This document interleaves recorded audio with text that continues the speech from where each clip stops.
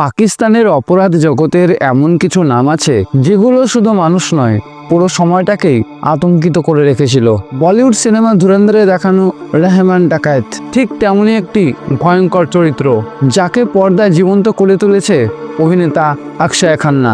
দারিদ্র আর সহিংসতার মধ্যে বড় হওয়া রহমান খুব অল্প বয়সেই বুঝে গিয়েছিল ভয়ই সবচেয়ে শক্তিশালী অস্ত্র। ধীরে ধীরে সে ছোটখাটো অপরাধ ছেড়ে হয়ে ওঠে এক নিষ্ঠুর অপরাধ চক্রের নেতা। তার অপরাধগুলো ছিল ঠান্ডা মাথার, পরিকল্পিত আর নির্মম। ব্যবসায়ী, সাধারণ মানুষ, এমনকি প্রশাসনও একসময় তার ভয়ে নীরব হয়ে যায়। কিন্তু ক্ষমতার শীর্ষে পৌঁছেই রহমান সবচেয়ে বড় ভুলটি করে বসে। সে নিজেকে অজেয় ভাবতে শুরু করে। বিশ্বাসঘাতকতা, শত্রু আর আইনের চাপে ধীরে ধীরে ভেঙে পড়ে তার ভয়ের সাম্রাজ্য। শেষ পর্যন্ত রহমান ডাকাত হয়ে ওঠে আরেকটি সতর্কবার্তা: ভয় দিয়ে গড়া রাজত্ব কখনো স্থায়ী হয় না, পতন সেখানে অবশ্যম্ভাবী। অবশেষে একটি এনকাউন্টারে রহমান ডাকাত শেষ নিঃশ্বাস ত্যাগ করে। রহমান ডাকাতকে নিয়ে বানানো আজকের এই ভিডিওটি যদি আপনাদের ভালো লেগে থাকে তাহলে অবশ্যই ভিডিওটি শেয়ার করে দিন এবং চ্যানেলটি সাবস্ক্রাইব করে দিন।